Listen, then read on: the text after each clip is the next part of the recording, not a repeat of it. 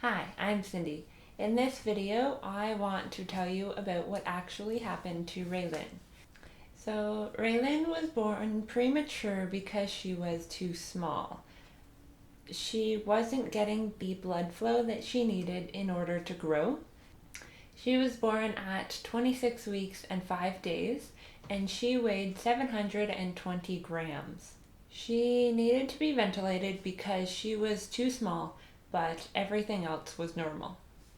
Every doctor said they were confident with her and that she would need to be ventilated until about a month after her due date.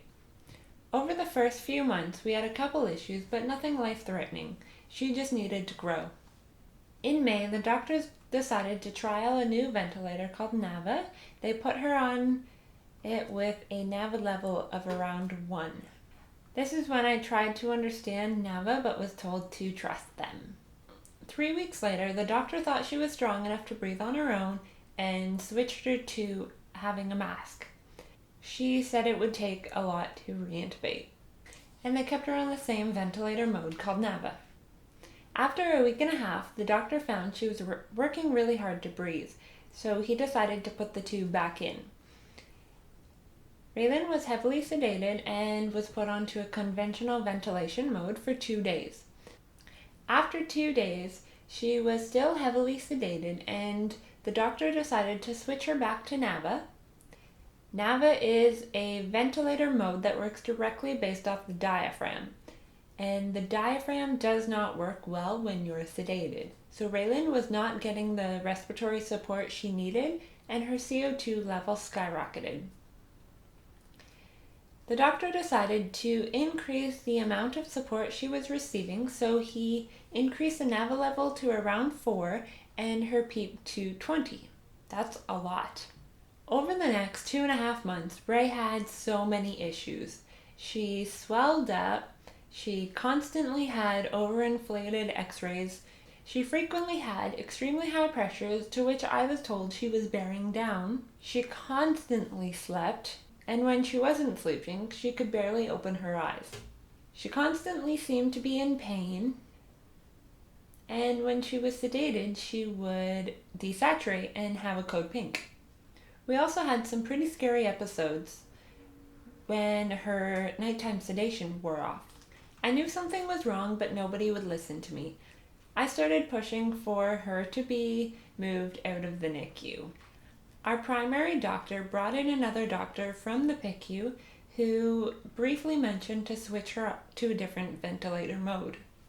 At this point, I started doing my research on NAVA and demanded that they switch her to a different ventilator mode. She was put on a volume-controlled mode with a high pressure limit. Things started to finally improve and Ray was given a tracheostomy.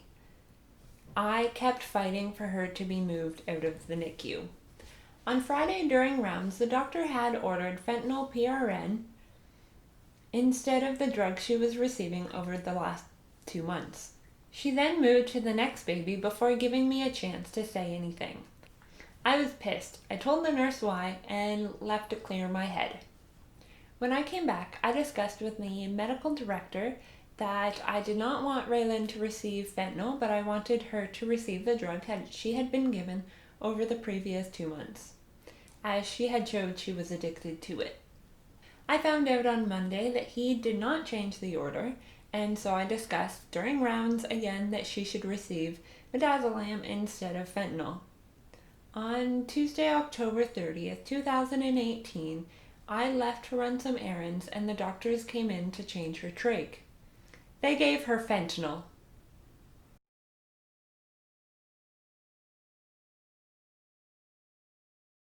It took her 39 minutes of CPR for her to recover. This left her with a lot of brain damage. After a month and a half of waiting to see how she would do, we were able to take her home and take her off life support on December 18th, 2018.